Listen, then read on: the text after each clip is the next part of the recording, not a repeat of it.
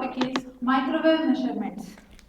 This is a topic in the subject microwave engineering.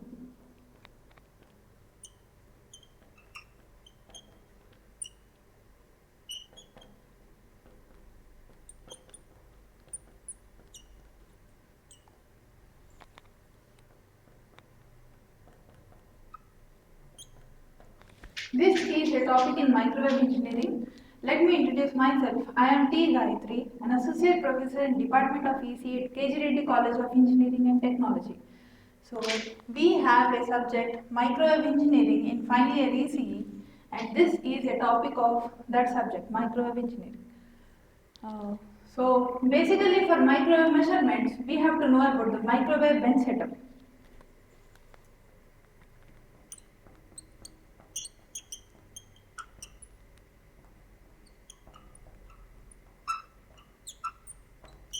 A microwave bench setup consists of a signal generator. The first block of the microwave bench setup is a signal generator.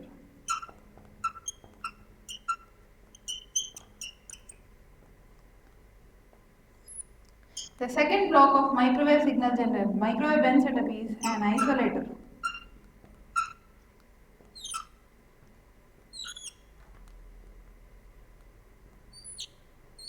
Then we have a variable attenuator.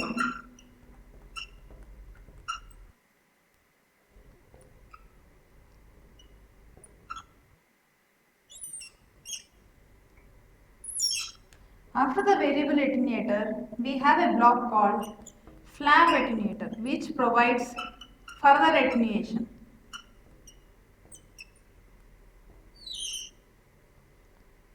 After both the attenuators, we have a frequency meter.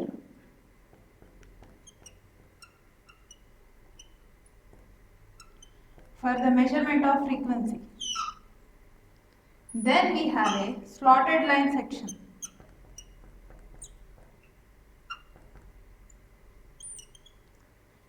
After the slotted line section, we have a detector mount. It is just like a demodulator.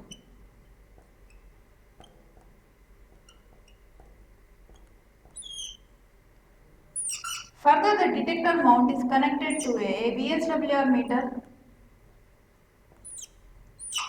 or a CRO.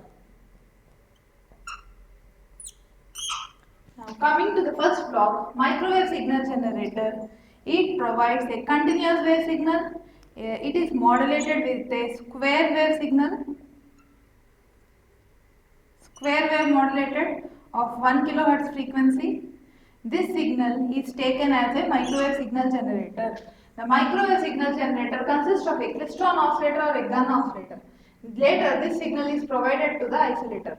What the isolator does, isolator will transfer the signal from one end to another end.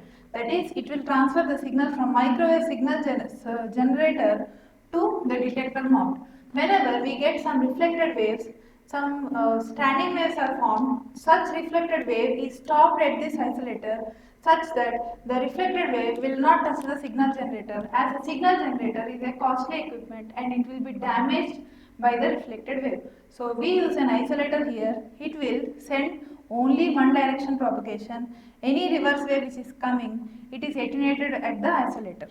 This block will attenuate that signal.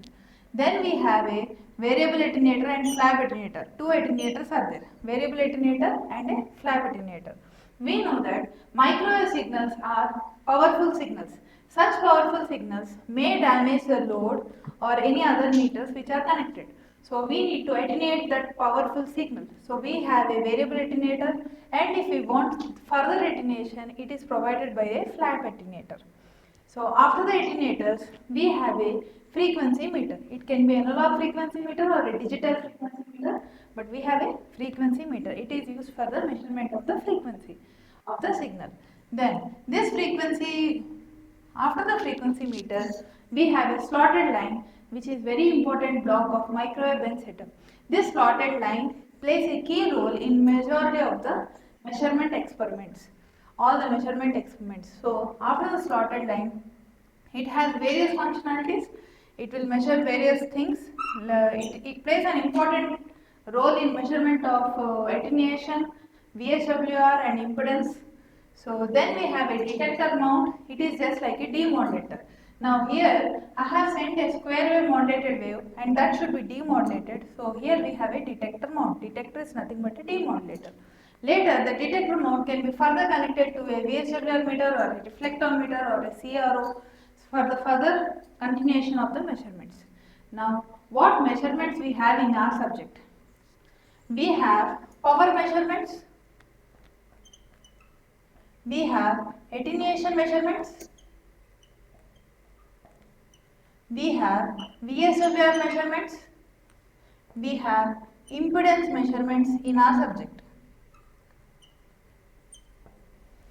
So these are the measurements available in microwave engineering. Power measurement, attenuation measurement, VSWR measurement and impedance measurement.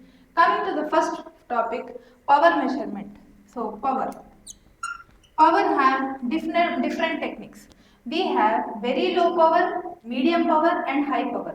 So this power is categorized into three. Very low power, medium power, high power. The very low power which has a power of less than 1 milliwatt. But less than 1 milliwatt signal is known as very low power signal and that can be measured using two techniques called as Schottky diode technique or thermocouple sensor. So we have two techniques for measuring very low power signal, Schottky diode technique and a thermocouple sensor. And for the medium power, which has a power less than 10 milliwatt, we use bolometer. So bolometer is a microwave device used for measuring medium power that is less than 10 milliwatts. And if you have a high power signal greater than 10 milliwatt, we use a technique called calorimeter. So this is a technique, high power measurement technique. So these are the power measurements in the microwave measurements. The first one, power. Then the next one is attenuation. There is only one method for measuring the attenuation in our syllabus. So that attenuation measurement, you have a bench setter and you have to write how the attenuation is measured using the microwave bench setup. And the next topic is VSWR. For VSWR, we have two techniques.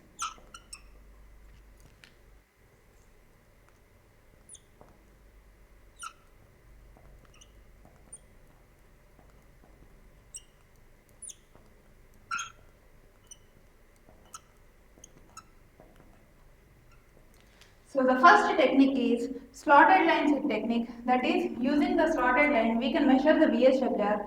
So the first technique of the VSWR measurement in our subject is slotted line technique, and the second technique is double minima method.